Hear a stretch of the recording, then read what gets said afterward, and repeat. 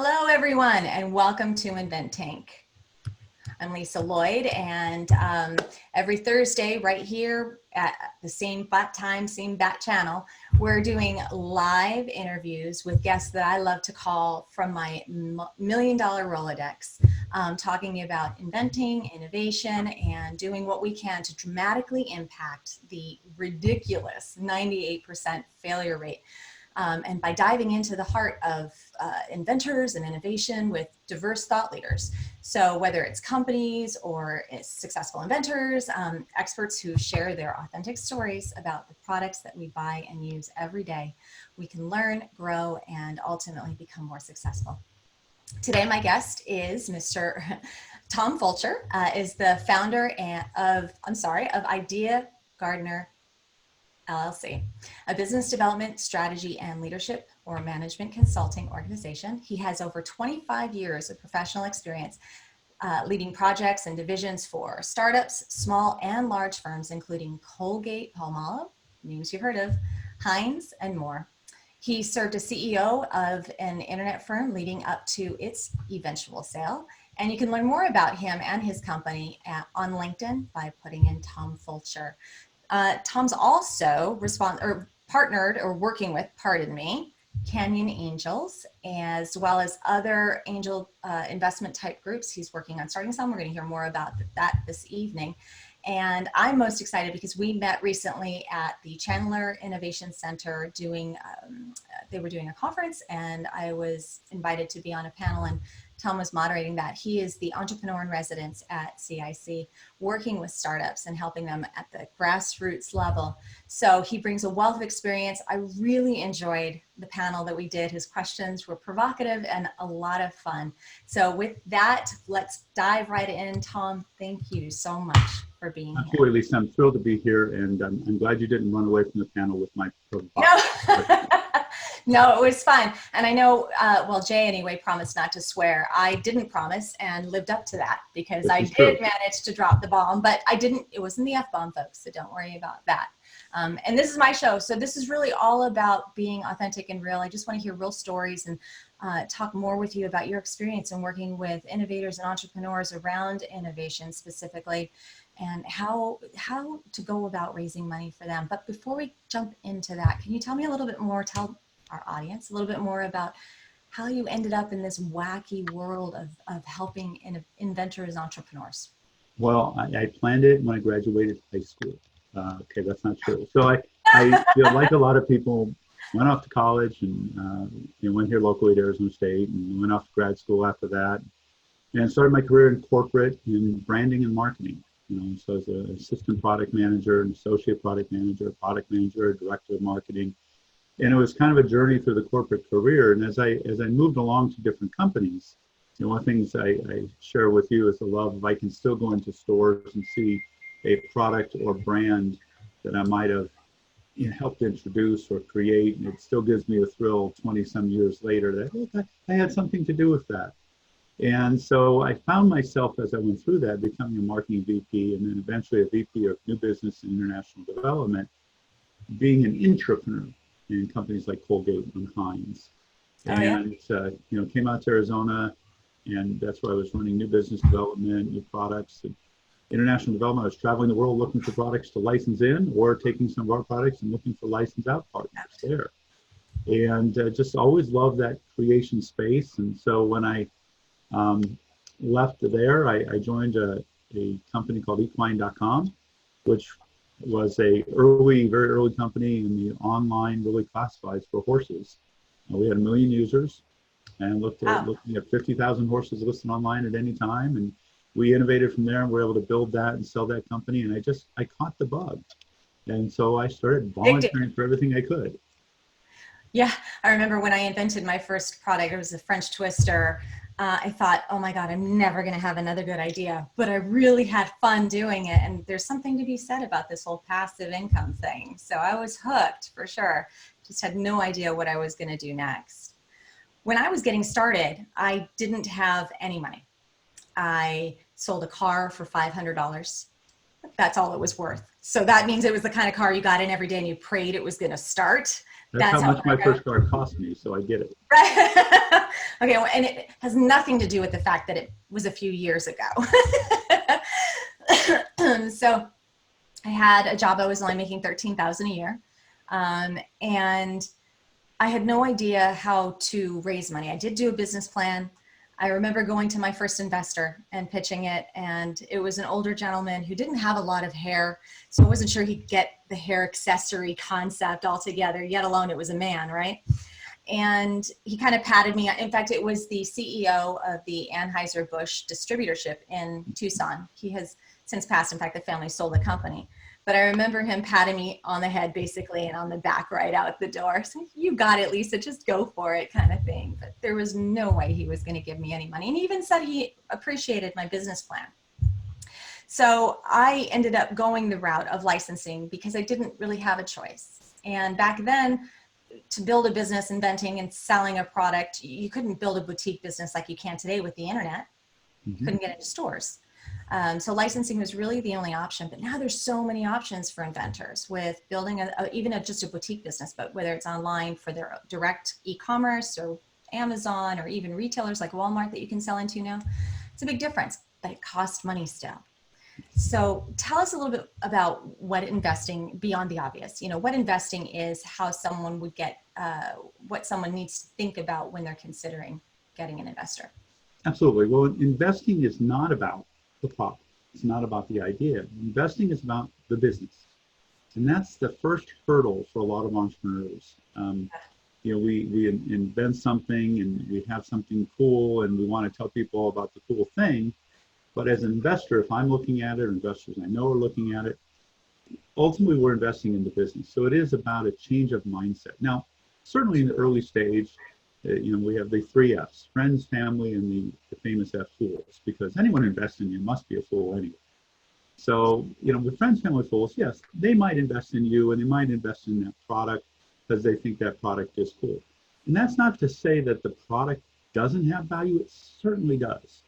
But ultimately, the investment, that change is about the business. And it should be about not a win-win, but a win-win-win-win scenario.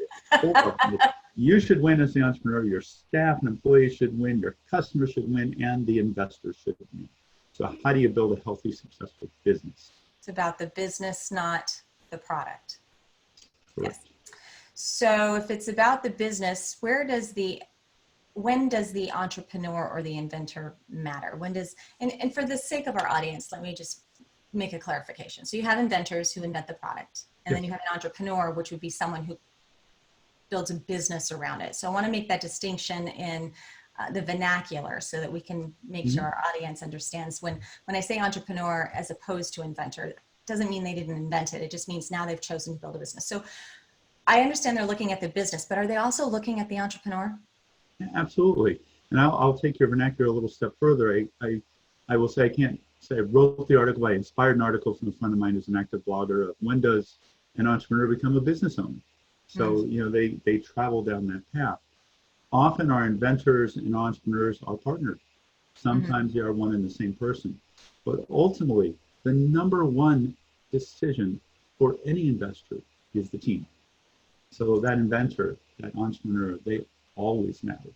Because ultimately, Lisa, if I'm investing in your wonderful idea, I'm giving you the money. Can you make it happen? So it is very much about the team. Everything else matters. Is there a real definable, validated problem? I like to tell my customers, I bring the pain. I bring my clients the pain. And I define pain as people are in need. So what are those needs? What's that pain? And, the proposed solution, does it address the problem? How do you get to market? How big is the market? Is it scalable? Is it, how do you make money? Whenever anyone asks you, what's your business model? All they're really asking is, how do you make money? You don't have to be the inventor, the manufacturer. You may have it manufactured. And then they want to know how you validated the market. Is it financial? If all that comes through, it still comes back to 35-40% of the decision, the team. And that team is your internal team. It's your leadership. It's your advisory group. It's your service providers. Sometimes it may even be key supplier or customer relationships. So the team is more easily achievable than you might think if you just think about me and my colleague that are building this thing. So are you saying that the entrepreneurs that investors are looking at the entrepreneur as a bigger part of the equation and making their decision than the business model or product, or are they about the same? Ultimately they are what I call the deciding factor. Mm-hmm. They talk in Hollywood about having the it factor, right? Mm-hmm. They are the it. It ultimately, yes, all these other things matter. And as I said, I'm saying the team is 35-40%. So yes, collectively, everything else is more valuable. But as an individual component, once you've achieved all those things, if you don't have the people to make it happen, you're not going to get an investment. Can you give me an example of a time where an entrepreneur was the reason for either going into business or not going into business on a deal that you saw done or not done, that you think would help make that point? Yeah, there's a gentleman locally who you may know named Pat Sullivan. And Pat was the creator of Act Software.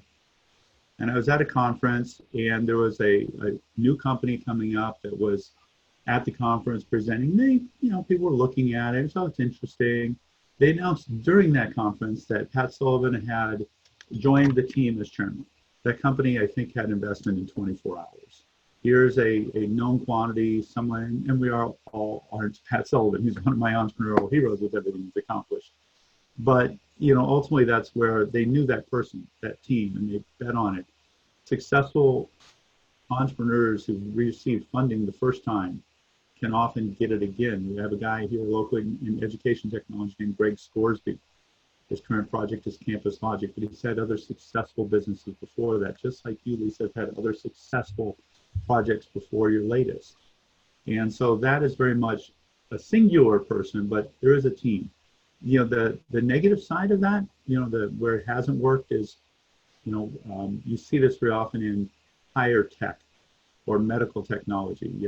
We've introduced this thing, and I'm an IT coding person, and I've got my 4 team members who are all IT coding people, and I don't have anyone on my team who has any financial experience. I have no one on my team with marketing experience, no one on my team that's ever run a business. Doesn't matter how good that is, unless you can start surrounding yourself with a balanced approach to the team, that just won't work. Yeah. I used to help the entrepreneurs as the entrepreneur in residence in New Orleans. I used to help our reps do their pitch decks for the annual pitch days that we had, and we had investors come in from all over the country. So I've literally trained thousands. And I heard an investor tell me once that he would choose to invest in someone who had failed before sooner, apples to apples, sooner than he would invest in the person who had neither succeeded or failed, who was their first time. Right. And people are so afraid of failure, but the reality is his point was that he believed that entrepreneur would have learned more from that failure and was likely not to make those mistakes again if he gave them his money. So when you think about, and for our audience sake, when you think about what an inventor entrepreneur needs to be cognizant of and be prepared to present to of themselves when they're doing a pitch to an investor, what's the best advice you can give them to be prepared in presenting who they are and building that credibility and that believability? Sure. Part of it is timing. If you allow yourself to be at a desperate time when you're making the pitch, that's not a good time. The unfortunate truth is it's easy to get money when you don't need it and hard to get money when you really need it. And then you're desperate too, and it comes across. Exactly. Yeah. But I think, you had asked me before we started today about mental preparedness. And there is a toughness aspect to this. Sure. It's a bit of a numbers game, if you think about baseball as an analogy, an all-star hitter is successful 30% of the time. And really it's a little less than that because they don't count walks, right? Well, an all-star investor is probably successful that or maybe a little less of the time also. Sure. So it is a bit of a numbers game. Keep that in mind. You will get turned down. You will get told no. You'll get told, I just don't get it. All these things, don't let it hold you back. There could be a lot of things. What you really need to do, consider what's being said. Look behind it. Is there a common theme I'm hearing? Is it about the team? Is it about the solution? Okay, I've identified a real validated problem in the market. People believe it, but they don't believe my solution is addressing the problem. Right? Do you think that's because they haven't presented themselves as an authority on the subject, so they're not believable? Going back to the entrepreneur as opposed to the solution. Yeah, it could be. And I think you're leading down a path of storytelling. Yeah. Storytelling is critical. It's about telling our story. It's, hey, when I started out, I found this problem. And I looked deeper. A lot of people had this problem, so I came up with this solution. Right. And then I found there's a lot of people. There's a big market for this, right? And so I decided to start this business. And then when I started this business, I looked at the competition. I have a better solution than the competition. And so I started to get the market, got some traction, made some mistakes, learned some other things, and this is what I learned, and this is how we're going to go forward. Why don't you come along for this ride? And I'm going to believe somebody with that story because it's logical, it makes sense. They've told a story that I can embrace or buy into, which means I buy into them as well. Absolutely, and that's it. It's funny, the entrepreneur, inventor, presenter, it's this weird combination of confidence and humility. Yeah, isn't that true? Yeah, so you want to be highly confident, present with that, but not cocky. There's a line where you cross from confidence to cockiness, right? Oh, I wouldn't know what you're talking about at all. No, of course not. There's a line when you I've never seen or done that. But there's also a line when you cross from humility to weakness. And so there is a balance in there. And you want to. How does someone find that balance? That's like magical. What do you do? How do you learn that? How do you know what that is? You practice. Okay. It's as simple as practicing, getting in front of a lot of people, telling that story, getting feedback. We have an event called Venture Madness I'm the mentor chair for, and I tell people at the kickoff of this, okay, you're going to have a mentor team with 6 people, which means you're going to give a presentation. You're going to give with 6 people probably 12 opinions. It's your job to weed through that, look for common themes, and take that, but it still has to be your voice. So one is the openness to feedback. When we talk about evaluating a CEO, coachability is something we look for. People who are willing to listen, but then leadership, people who are willing to then make those decisions. Your job is to surround yourself with people smarter than you are at what they do, and then get stuff out of the way so they can be successful. Ultimately, though, you're still the CEO. You still need to understand all of it, right? Right. And that you're demonstrating how, that example demonstrates how an entrepreneur can be both humble but not weak and confident but not cocky, because they're listening, showing their humility, but deciding which advice to apply because of the ownership in it, which makes them confident but not cocky, because they're picking which advice to take. It's a good example. Yeah, and seeking that best solution. For themselves. You mean in the advice you're talking about? Yeah, when you hear the different feedback, what works, because ultimately you are the domain expert. You talked about inventors and entrepreneurs, or we talked about licensing. Keep in mind there's a hybrid. You may choose to manufacture and sell a certain market. Doesn't mean you can't license to the rest of them. Right.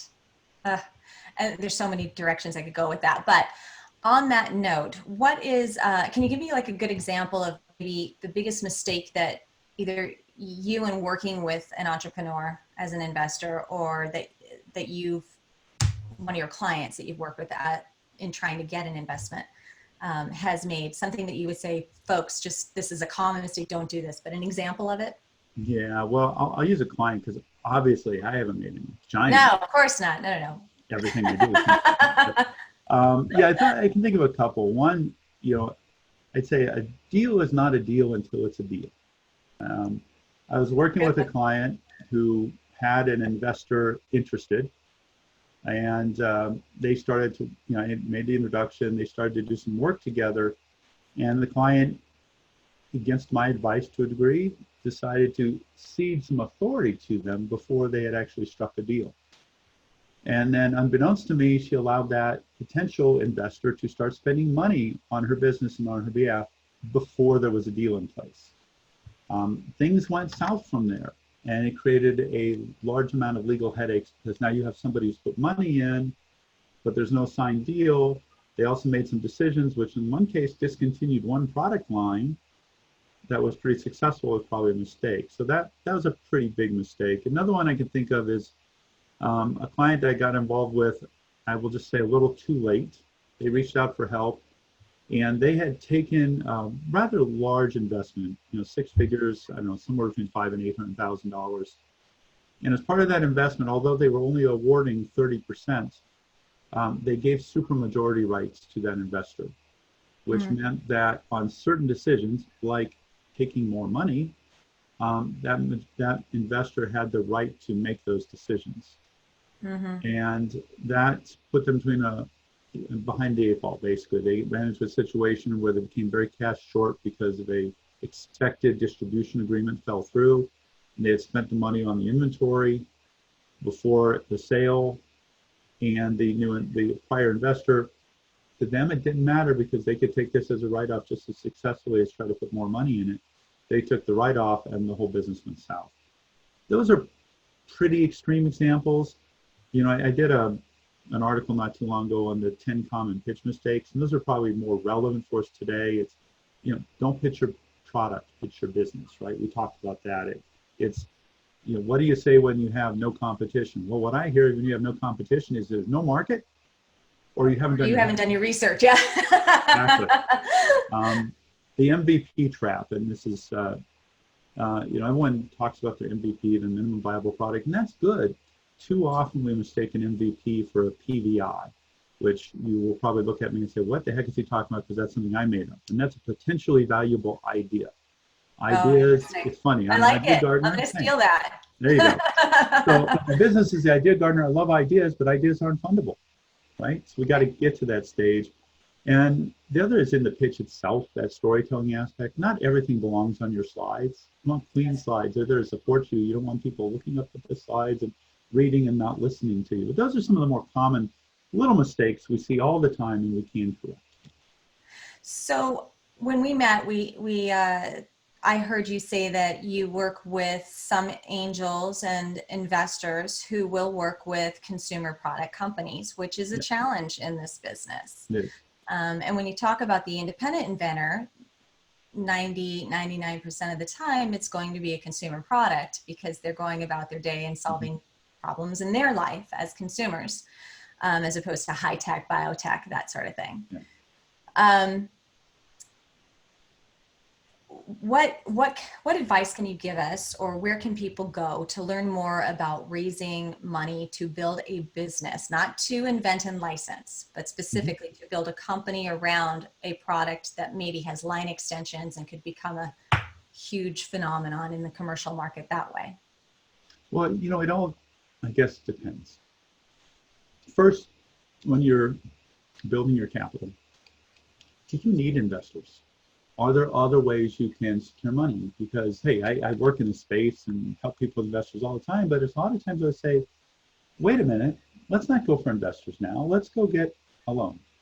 Let's bring in some partners. There's lots of ways to find capital. You have suppliers. Will they give you terms? You have customers. Will they pay 50% in advance? Customer financing, sure. Yeah. So there are lots of ways to do that. But if we are looking at more the investor side, even if the smaller investor, one of the things to think about is when's appropriate. As you said, you can do hard financing if you've got an order. Hey, I got on HSN or some other network. Hard financing being going to a bank or an investor. Right. So you can do that. But if you go to an investor and there's not much tech involved, the question becomes, why are we seeking money?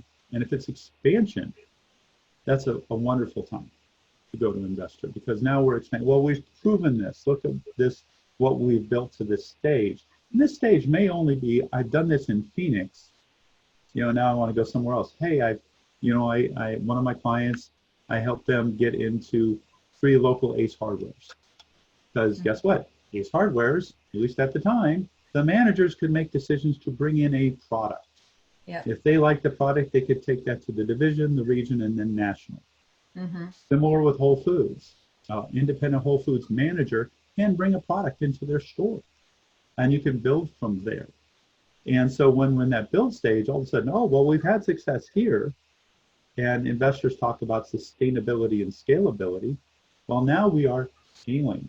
We love to invest in scaling. Those are high Sure. efficiency returns. So a lot of it is the timing, and then there is research, meeting people in your market, applying for business plan competitions. Many of the retailers themselves have some funding competitions for business plan competitions, and going to local resources, be they incubators or some of the SBA funded organizations that help you as a business prepare for and secure financing are all great opportunities. Sure. And for those viewing this who maybe don't know about incubators and accelerators, tell us a little bit more about what happens there and how they can benefit from that type of help. Absolutely. So there are a wide variety. There are some incubators that are very much, they have lab space and all that. That's not for IMAT, for example, but there are some of those in town. There are some that they are purely technology, but we have one in town, I think it's called Fabric, that is a fashion incubator. And they bring in mentors, and they have shared office space you can borrow, and they do workshops, and they bring in people with interest in the industry that want to support that industry. So, And is it free? Not always. Many of them are free. Some are not. And if you're then, if you're in something with a co-working space, there's often some sort of charge for that. And then there are, like I said, the other organizations. The SBA funds they fund the Women's Business Resource Center and Small Business Development Centers. The Department of Commerce funds the Minority Business Development Agency. So there are some other business resource partners out there that provide more free, no-charge counseling. They have access to other types of capital as well. They don't award it themselves, but they help you prepare for and achieve it, mostly on the debt side in those organizations.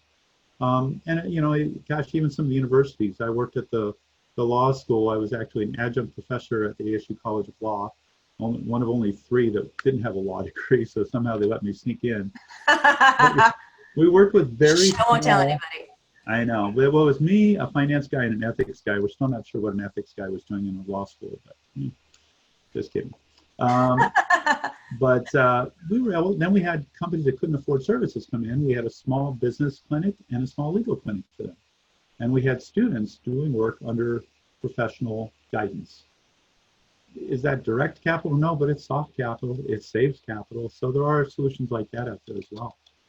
So folks can look for accelerators and incubators, accelerator being ACC, by the way, for free sometime, most of the time, even with accelerators, they're free. Incubators usually have a small fee, depending on what they're including in the incubator. And you get the coaching and the education and the space and networking with people such as yourself who can come in at the right time, as you said. Right. So circling back to that, timing being critical. When I was on Shark Tank at that point, I had already vetted the product. I'd already made them and was selling them in the mall to test different price points. And so I'd identified who my primary demographic was and what they were using it for and what the best price points were and that sort of thing. And I'd done a couple trade shows where I had literally a stack of orders that I couldn't fill because I couldn't order anymore. Yeah. And of course, with retail, you're looking at 30, 60, 90 days terms to get paid.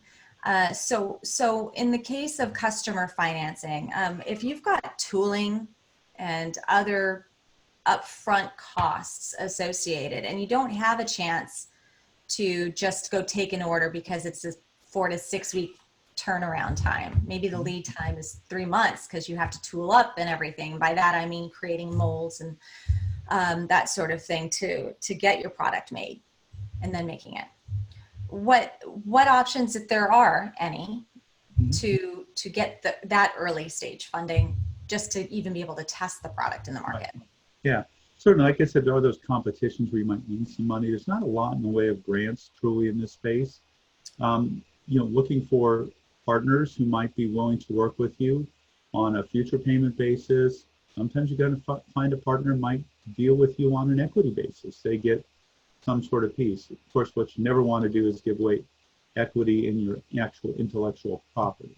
Never give away equity in your patents. You want to award equity in your company if you go that route. You give someone equity in your patents, they have full rights, even if they only own 1%, to execute that patent wherever they want with complete freedom. So, you know, if you do that, just be very careful. And the only legal advice I ever give is talk to a lawyer. So be very careful and talk to a lawyer about that. But it doesn't mean there aren't investors out there. You typically, until, you know, I and you and some others can get this group founded and started next year, there typically aren't a lot of groups that look at consumer products exclusively. Right. They all are in love with, you know, tech as a solution. But I said this to a friend once who keeps wanting me to trademark it, is that, you know, today's technology is yesterday's magic and tomorrow's commodities. So I I can't even think of the word.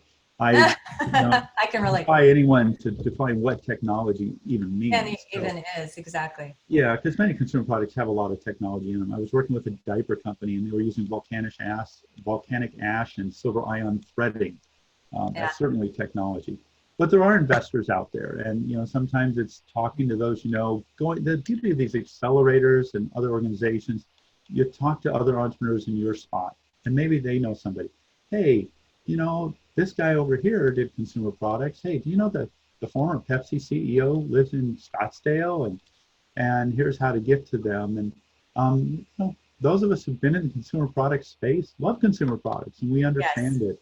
And you may find those, you know, bits of capital, but, you know, there's three types of capital. There's financial capital, which we all need. There's knowledge capital, and there's referral capital. And we need all of those things. Networking, and reaching out to those is going to be very, very helpful. I love the name of your business, the Idea Gardener. Thank you. How did you come up with that? I was talking with a mentor of mine, and you mean you asked for advice? Yeah, I asked for advice. Wow. And don't tell my wife, because you get it for free there, I'm sure. But I realized I did not want to go into a networking event or somewhere else and say, you know, I'm Fulcher business consultant, and they run away really fast. So while it is true that every once in a while I get somebody ask me for advice on what they put in their yard, because they heard that, at least when I introduce myself as the Idea Gardener, I often will get I'm sorry, what? And so partially it was, you know, the marketing background of mine saying, I want to stop people and have them wonder what I mean.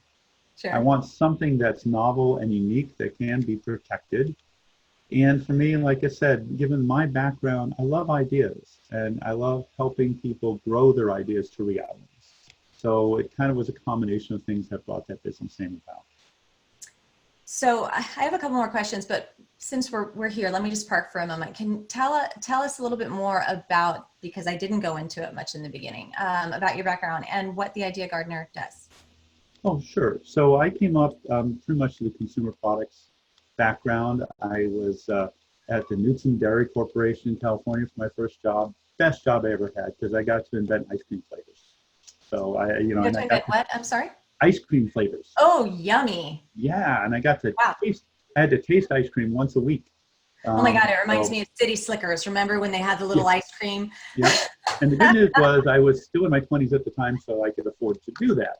And then I, you know, moved on in that world. I went to into the pet industry with the Heinz Corporation, and eventually joined Bumblebee Seafoods as a bum, the best title I ever had, the bum, because I was a business unit manager, which meant I was not only responsible for marketing, but procurement, because I was in the salmon business. So I had to figure out how to catch salmon and all that. Well, not me catch the salmon, but how the salmon catch worked and the timing. Wow. Even at my days at Heinz, I spent a couple of years in the private label business, which was a great informative solution for me.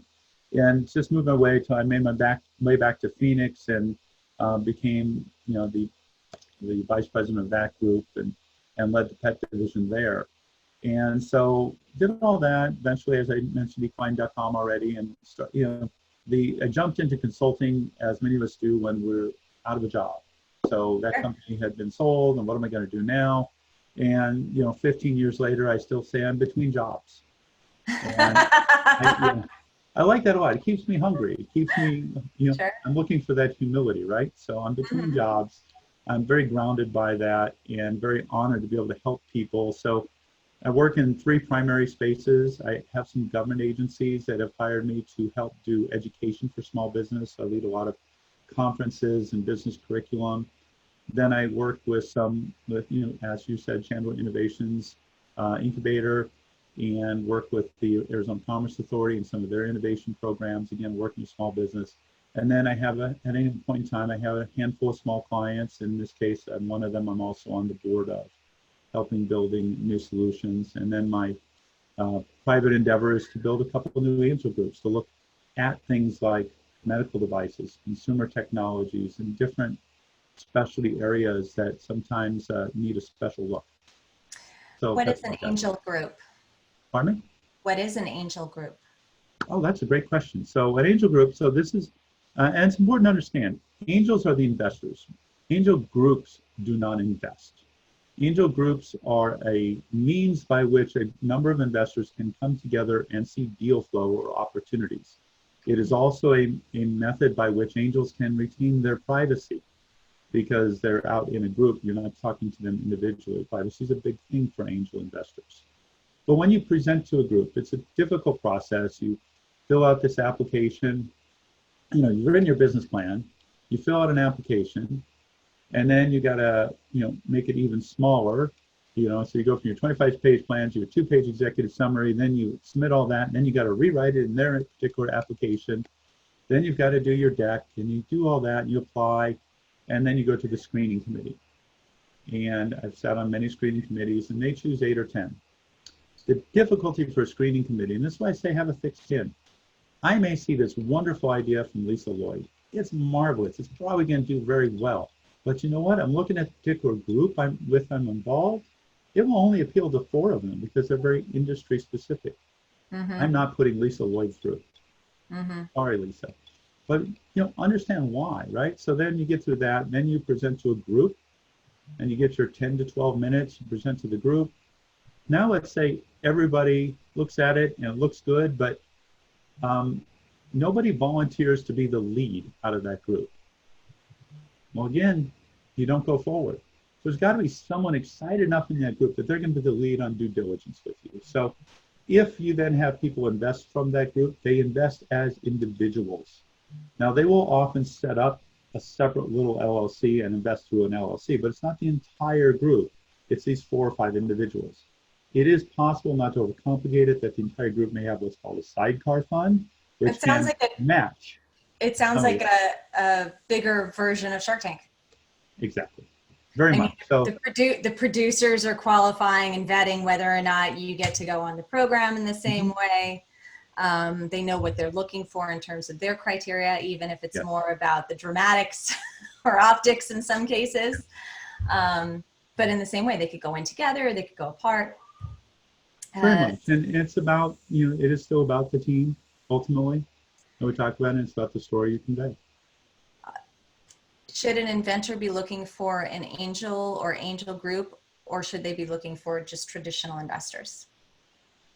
It really depends where they are in the process. Someone who's very early stage needs $25,000. You need to probably just check your connections and their connections. By the time you're going to an angel group, you're probably asking for $200,000 and up before you're at that stage. So you want to be interesting, if you will, and at 25 or 50,000, you may not be interesting.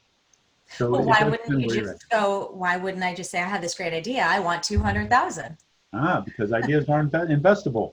Okay, we're back to that again. Yeah, I know, it's horrible. So the initial money, the initial funds are to validate the opportunity, whether that's with an MVP, a minimum viable product, and testing it somehow or whatever. That's what the initial money is. And then at that point, when you're ready to ramp up, for example, when I went on Shark Tank, which, by the way, I went with the intention of asking for 250, And when I was in the green room and I was about to go up, the producers came in and said, the sharks aren't biting, the sharks aren't biting. And I thought, is somebody writing a script already? I thought this was unscripted. And they said, no, just they're not doing any deals. And because it was season 1, they were hesitant and they didn't necessarily bring on the kind of companies that the sharks wanted to invest in, et cetera. So they thought it was about the money and asked me if I would drop it. So I brought it down to 150 from 250, which was totally undercapitalizing my business at that point. But it wouldn't have been worth it to go on for $40,000-$50,000. Right. Other than keep in mind, there are those out there that, and I've seen RV tours and all kinds by some investors. They just love all kinds of things. And sure. I've worked with investors out in Indiana, and he and his wife do these excursions. They go out and look for products and unique ideas, and they invest very early stage. They'll invest small amounts of money in consumer products or medical devices or other tech products. They're very agnostic. That's not the normal situation, if you will, but they do exist. So again, it's get involved in your community, get involved in the ecosystem, as we like to say, yes. And you'll learn more about it as you're out there. And keep in mind, there's a lot of companies, the big companies are counting on you to invent things because they really aren't as successful out of their own R&D as they used to be. So they're out looking. That was my job, right? As VP of New Business Development, I was out looking for the inventors or small businesses or others who had cool stuff that we could bring in. But was that to license or to just go do without them? Well, my job was look for things I could license in or buy. Okay. So we weren't looking to manufacture. We weren't looking for a manufacturer from whom we could buy and then just relabel into our own brand. Mm-hmm. We wanted either a licensing where we could have it manufactured, or we would buy the company perhaps. So it does vary. I could talk to you about this all night long. It always seems, and I'm sure you can relate to this, it's probably been a billion times that I've heard it, so it's probably a billion more that you have, that people think if I just had the money, it would take care of everything. Yeah. And the reality is, and you made a very good point, strong argument earlier for, there are plenty of other ways to get your funding and financing. And it's a big takeaway, I think, for a lot of folks. If you're an inventor, then the assumption is you're creative enough to solve that problem. You can solve this problem too. And whether it's through customer financing, manufacturing terms, so that they give you a delay in your payment to them until you get paid, selling a car in my case, using a tax return, but creatively funding it until you're ready to get in front of those investors. And then now knowing who to go to is really helpful. Let's round things out with this last question. Sure. What advice would you have for our audience? What's the single most important advice, in fact, that you would give to inventors with regard to their brain, their mental attitude about it, and then tactically? So at the top of the list. Well, as you are on the mental side, I usually, when I give something called Inside the Mind of an Angel Investor Workshop, and I am very cheesy. I make everyone raise their right hand and say, I promise never to say I'm giving away, giving up, or losing equity ever again. Because the reality is, you're getting money. You're selling it, you're awarding it. And that feels a whole lot better, doesn't it? And if you make a bad deal, maybe you are giving it up, giving away, or losing it. But I want you to think about the fact that you're awarding equity and that you should be choosing your investor as much as they are choosing you. This isn't going to a weekend getaway and coming back with a new partner. But they say beggars can't be choosers. We got back to that. The worst time to raise money is when you are a beggar, right? Right, it's too late. Exactly. But you want to choose that investor both on their style, their knowledge, their referrals, their ability to help you. And you want it very much that, I call it the win-win-win-win-win-win, how many ever wins it was, attitude. The other side on the tactical side is know your business. You're the CEO. You need to at least understand your numbers. If not, you may have a CFO that's helping you, but you at least understand them. And be a storyteller. Tell a compelling story. Take people along for a winning ride. And I notice I'm not talking about the technical aspects of your product or any of that. Ultimately, you're answering the question, how will we win? And that's what people want to know. How will we win? How will we win? Perfect. Thank you, Tom. If people want to reach out to you, is there a way that they can get in touch to Yeah, learn more absolutely. about Just working with yeah, Tom at the Idea Gardener. And you? have to remind people, Gardner has two E's, Oh yeah. GARDENER.com. The person's name Gardner doesn't. And that's the other thing I want to say. In my landscaping, people misspell Gardner. So, Oh my yeah, goodness. just Tom at theideagardener.com. I tell them to go to my website, but it's in the midst of reconstruction and it's embarrassing. So please don't go there. Oh, stop. Oh, stop. Thank you so much. I think that with your permission, I'm going to ask you back in a few months and we'll dig back in fact, go a little deeper, and I'll tell people it's a two-part at that point, so that we can really unpack how to tell the story, how to find them, and talk maybe a little bit more about terms and what they can expect from that as well. But thank you so much for sharing. And thank you everybody for being here. I hope you'll tune in again next week, where I will have Matt Simonet, Simonet from Ping. He is the manager of innovation for Ping. And I know that someone out there who's watching this at some point either has a golf invention or knows someone who has a golf invention. And we're going to talk more about how they innovate, what's working, what is not, and how we could possibly help. So I hope you'll all tune in next week. Thank you all so much for being here. I love you. Thank you so much, Tom, for joining. I appreciate you. Everybody have a great evening.